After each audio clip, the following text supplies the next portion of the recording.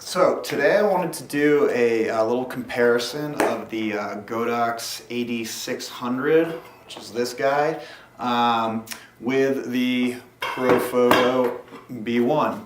I've been using the B1s for like 4 years, I don't know, 3 or 4 years, basically since they came out. The B1 was the first one of these battery-powered location monoblocks that could really, you could really take them on location and have a pretty good amount of power without needing external wires to a big battery pack and more gear to carry around. They also do high-speed sync and TTL metering, which is pretty sweet in a lot of scenarios. So, you know, these guys cost pretty expensive, $2,200. The batteries are $250. It's Profoto. Everything about this stuff is expensive. The remote's $400. I guess it's now like $350, or they're throwing one in if you buy one, I guess, which is a good deal. But you know, they've now got some competition. So this particular model is the Flashpoint Xplor 600 TTL. The only reason I have this as opposed to getting them from CheetahStand is because Adorama, I believe, is the exclusive carrier of the TTL version in America, and it's probably I think they basically outbought all the little guys, and so they ended up with an exclusivity on the TTL. So I wanted one TTL one basically to try it and to have it, but the rest of them I'll have are going to be Cheetah Lite versions, which is, I think it's called the Cl-600X or something like that. Doesn't do TTL, but does do high-speed sync and all the other features and costs less. So let's talk build quality. You know, something that Profoto is really known for, something that those high-end lights are often touted as having. And you know what?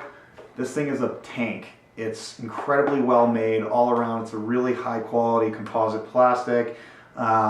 You know, it just screams quality. These things have been banged around through a lot of different scenarios, and they still work great with no problems. One thing I don't like is the battery. It's just a little janky compared to the rest of the way things sit in. It slides into this slot. It's a little weird. It kind of rattles around in there just a little bit. That said, it's not going anywhere. It's really secure, and it's never come out of anything. Let's move on to the 600 from Godox. You know, it's actually really well made. The body itself is really solid. You know, it's a hard plastic just like the Profoto. I can't really fault its build quality at all. The only place where, there's a couple places, and I'll talk a little bit more in depth about it, but I will say that this part right here, this is how you attach it to a light stand. This thing sucks. Its only good thing about it is that it's kind of got a pistol grip because it's a little bit longer. That said though, the way it is by default, it's got this ratcheting mechanism where it is really hard to move, and it's not broken. That's how they all are, and that's how it's designed. It's got these two grooves that basically make it so that it stays in place even with a little bit of pressure, which is good, but it's a catch-22 in that it's a huge pain in the butt to move, and it's also not as precise because it goes on these kind of jumps. The other part of that is that, and I'll actually show you this, but this part right here, I put this on because the one that comes with this sucks. It's this little part right here, all right? This is not a good thing for getting leverage on when you're attaching this to a light stand. So I actually just popped that off and put one from a umbrella stand that I have lying around. So compare that. Also, this is all plastic. There is a metal insert in the spigot here, which, you know, I'm sure will help. And I'm not really worried about it, but from a comparison standpoint, the Profoto, this is metal. The part that attaches to your light stand that keeps this thing, this $2,000 thing, from falling, is all metal. Has a good tightener here. And then the thing is that this part right here, I loosen it up a little bit, slides really easily. I tighten it a little bit, it's not going anywhere. Uses, you know, cork friction pads, pretty standard stuff, can easily be replaced. I don't know why Godox chose to do this rationing thing. It seems like a false way to create a feeling of security. So anyways, that's a little bit about the overall build quality right there. All right, so let's get something obvious out of the way when talking about specs with these guys. Battery life. Profoto, I don't know why they haven't figured out how to get more life out of this battery. You know, they were first on the market, but they just released the second version of this, the B1X, and it gets like 150 more pops. So this thing got like 220 maybe full power pops. The new one I think gets like 320, maybe 350, again, depending on how you're using it. I find that it gets less than they say. This guy, this battery right here, sure, it's a little bit bigger, but it fits in line with the rest of the strobe, and this isn't any bigger than the B1. This thing gets about 500 to 600 full power pops out of it. That's impressive because this thing has 100 more watt seconds of power in it. So, you know, which again is only about a stop, but it is more and gets more life. So there's really just no comparison there. At the end of the day, these batteries cost $150 and you need less of them, and the Profoto ones cost $250 and you need more of them. That's a tough value proposition for me. I don't want to carry more batteries than I need to. So that's really kind of a bummer about the Profoto and a win for the Godox Lite here. Okay, so next up, let's talk about the displays on these. On the 600, you've got the display and controls are on the side. That's because the big old battery goes on the back here. On the Profoto, your display's on the back and your controls. You know, from a practical standpoint, you're using the remote most of the time to control these, so it's not a huge deal. But I will say that's a really nice visible display from far away. Super easy to use. There are very few controls. On the other hand, there are a couple things that you need to know how to do that aren't obvious, and in order to control them on this. On the 600 here, turn this on. It's pretty easy to see, but you're not gonna. It's harder to read that number and you know what's going on in this from far away. So you're really gonna be relying on the remote itself. But otherwise, all of the buttons on this are really easy to use, really straightforward. I figured it out pretty much without checking out a manual, and you know it's got some custom functions in there that are easy to access to. So from a control and display standpoint on the bodies themselves, I give a control win to the Godox 600. I give the visibility and display win to the Profoto. I'm going to talk about the remote on these kind of as a follow-up to that, because the remote's really going to be how you're dealing with these. I don't have an Air remote with me, a Profoto, but I will say that the Profoto Air remote is it's excellent. It's got a great display. It's easy to use the groups. You just click, you know, the group you want, and then you do what you want to do. I like that it doesn't use a scroll wheel, because scroll wheels get bumped around. It's super visible, super easy to use. It does not have a hot shoe pass-through. So if you put it on your camera, the Profoto remote on your camera, you cannot put another on-camera speed light on it on top. So that's kind of a bummer. Other than that, it works really well. It's high quality, but it's really expensive. So kind of goes together with all that. This guy right here, this is the X1 Godox Trigger. Again, this is a Flashpoint version from Adorama because it came free with my TTL Xplor 600. Couple things about it. It works pretty well. It's pretty well made. Couple things I hate. I don't like when these have a little sliding on-off switch. because it gets turned off easily sometimes, it gets turned on easily sometimes. The Profoto has a little button you hold down, which just makes more sense for something you don't need to turn off constantly and easily, and can get bumped. The display is smaller and less readable than the Profoto, and it has this scroll wheel. So the scroll wheel it works, it gets the job done fast, but I also bump the thing annoyingly. That's kind of a pain in the butt. Also, if you're going to do that, you might as well have it be a button too, which it's not. These three little buttons, again, it does the job. You can quickly do everything. It's just a little fiddly, but to be honest, Broncolor, who is even more expensive than Profoto, they've rebranded these from Godox and used them for their high-end lighting systems. So that's kind of a testament to the quality, and that's kind of impressive. It also could just be that Broncolor didn't want to save some money and buy it instead of making it. But between the two triggers, I'm gonna have to say that I like the Profoto one better, even though it doesn't have a pass through. It's not often that I'm using the the B1s or B2s with a on-camera speed light as well.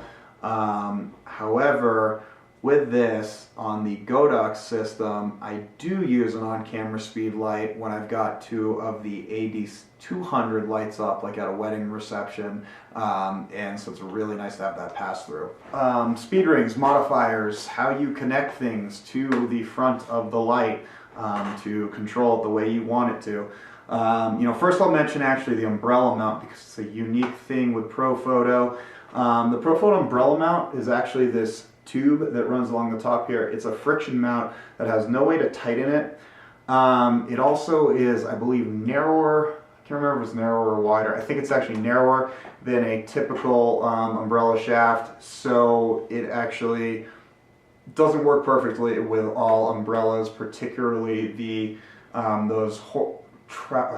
what's like hexagonal ones that are like that Westcott has, because they won't fit in this. So you'd have to use some sort of other method to attach an umbrella. That's kind of a pain in the butt. I also don't like that you can't tighten it down, because if you are using it, like this with an umbrella coming out like that, that guy's going to slide right out. So on the umbrella mount, more of a traditional one here, slides in on the bottom here, tightens it up, got a nice tightener that'll fit all sizes of umbrellas that I've used.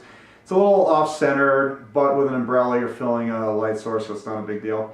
So moving on to the speed ring connection and how you connect something to the front. Profoto is the best speed ring and modifier connection system I have ever used. I will stand by that after having used Chrome, Bronc, these Godox Bowens, and and Alien Bee is another one I've used. So the reason this is so great, this is the speed ring. You got a little latch here. This rubber's a little stiff because this is actually an impact version. The Profoto ones are actually a lot nicer. But I'm cheap on some of those things like this that you don't need to spend that much money. Take this goes on here, pop it on, and latch it. That's easy. You want to move it around, you can pull it off. Again, this is easier if it's on a stand. But the nice thing about this is they call this like the zooming head. So you see these little numbers here. You can affect whether you're using a softbox or a some sort of reflector like a dish or a Magnum something. You can actually affect the light by moving this up and down. That's genius, and it gives you a little bit of extra value for your modifier. Also, there is no light leakage. When this is on here, no light comes out. All your light is going straight out of the front of the box. So that's the Profoto. It's the best on the market. I love the Profoto speed ring, but again, like all things Profoto, all of the mods are more expensive. The speed rings are more expensive. If you were like buying a modifier and you look and it says like included speed ring, like Bowens, Alien Bee, whatever, there's always it's like plus $45 if you want to get the Profoto one. You know what? But sometimes you pay for the quality and price there. So Godox has chosen to standardize by using the Bowens S-type mount,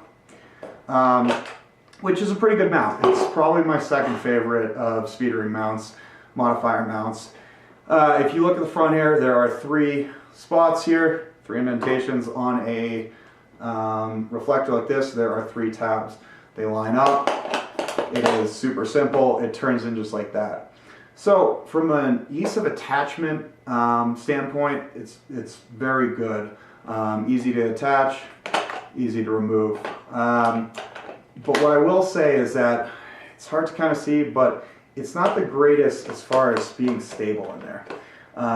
It doesn't perfectly fit the ring, and they do that because of slightly different size modifiers.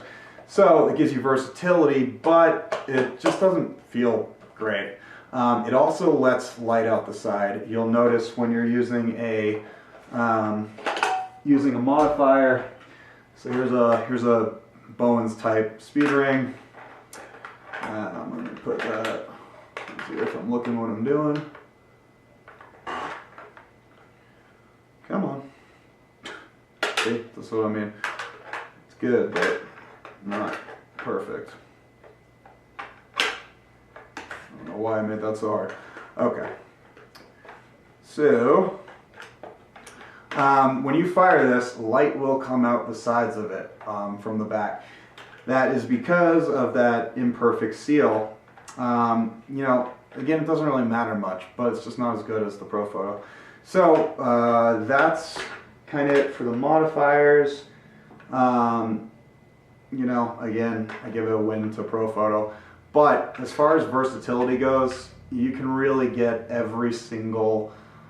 pretty much every single light modifier is available with a Bowens mount. So you're going to be able to use it on these lights. Okay, let's talk power output. This says it's 600 watt seconds. This says it's 500 watt seconds. What does that mean? That's the raw power of the capacitors combined with the flash tube. It does not actually indicate the amount of light output because the light output is dependent on the reflector used, the modifier, and a couple other little factors. That said, pretty much this is slightly more powerful than this. You know, it really depends on the reflector. This is a more efficient reflector built in, so when you add another reflector to it, it actually becomes pretty powerful. This with a reflector gives you a little bit, maybe a third of a stop less power I found than this with its reflector. So from a power standpoint, yeah, it's always better to have more with more battery power. It just gives you more ability, especially when you're doing high-speed sync. Having a little more output is going to be better. I wouldn't base your decision on that though, because it's not that big of an increase with the Godox. All right, so let's talk ecosystem, which I've talked about before when I was talking about the Godox 8200, AD200, or CL200 from Cheetah. You know, Profoto makes incredible modifiers and really high quality lights. Everything they make is quality and it's going to last forever. I have a Profoto Acute B600 that is like decades old, and that thing is a tank and has never failed once, even though I treat it like crap. So, you know, that's something with the Profoto that you are getting. The Profoto has a couple of unique modifiers, one of them being the Magnum reflector, which is one of my all-time favorites. It adds about 1.5 to 2 stops of light. It's basically a big old dish. Think of a massive one of these. It replicates the sun and works really well for giving you kind of an on-location, high output light. So, you know, that's kind of modifiers. From the ecosystem standpoint, you've got the Profoto B1 and you've got the Profoto B2 as far as battery powered, kind of like prosumer level lights goes from Profoto.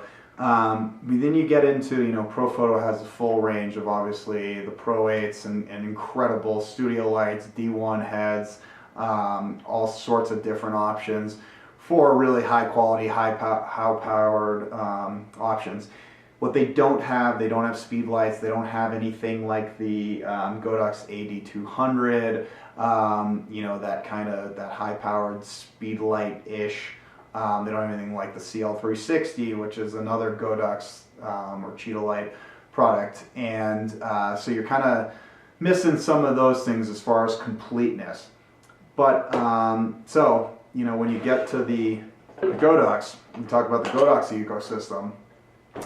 And just so you see, again, with this being a stupid modifier, or not like a great speed ring mount, it's now loose because these little tabs inside of it, they get compressed and they don't hold it very well anymore.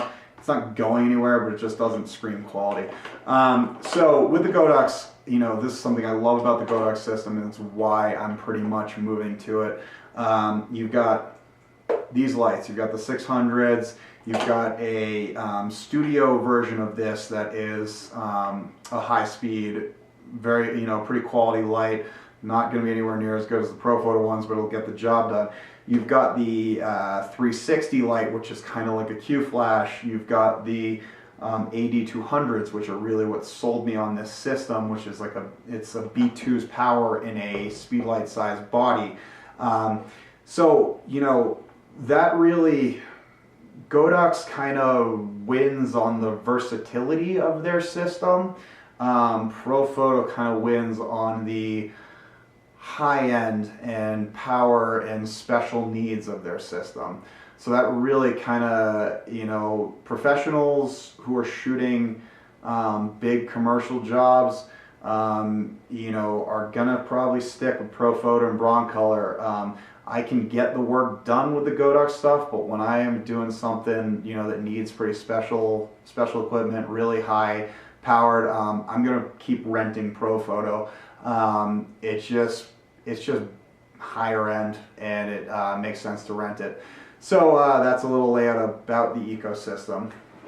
Okay, so I can't talk about the Godox 600 without talking about the accessories that are available for it. And this is where they are crushing it. You know, one of the complaints about the B1 is that it doesn't allow you to plug it into anything when you need it. You have to have batteries at all time, which, you know, you should have studio lights if you want a studio light, but it's nice to have versatility. So check this out. With the Godox 600, I can pull this off. There's a product made, Adorama is selling it. Not sure if Edward's carrying it or going to carry it yet, but this guy right here goes on the back, has a power port. This cuts your recycle time in half, allows you to plug in a mains power and keep shooting. That's really awesome. Has a built-in fan so that it doesn't overheat if needed, and, you know, turns this into more of a studio light that you can power off a mains power. That's really cool. I love having that ability if needed. The other thing to talk about, one of the other accessories for this is going to be the remote head. This right here is another reason why this is more versatile than the Profoto stuff. This guy, you pull this head out. Essentially the way this works is that you plug this into the 600 as a base power pack, and this becomes your head. I'm going to show you quickly. You literally just pull out your flash tube, goes in right here, use the same flash tube, and you now have a perfect light for boom stands, lightweight hand holding. If you have a voice activated light stand, he can hold this for you. And that's great. You barely lose, I think, you know, you might lose a third of a stop of power, I've read, but I haven't actually tested that yet to know. This plugs in to here. Just kind of show you how this works. Boom. This goes in there, and this is now a pack and head system. That's versatility for $70 that you're not going to get with the Profoto, and it gives you some seriously cool options for having something 2-in-1 units that, you know, would cost you a lot of money to get a pack and head system. You know, a Profoto B2 is basically this, but it's a 250 watt second thing as opposed to this 600. They even make one, a special head. What it does is it combines two of these, gives you 1200 watt seconds. I'm getting a little tangled here. Gives you 200 watt seconds, 1200 watt seconds from a special flash tube, and that thing costs like $300. Getting a 1200 watt second head from Profoto would cost you like $6,000. With this, you would get for $300 plus two $500 lights.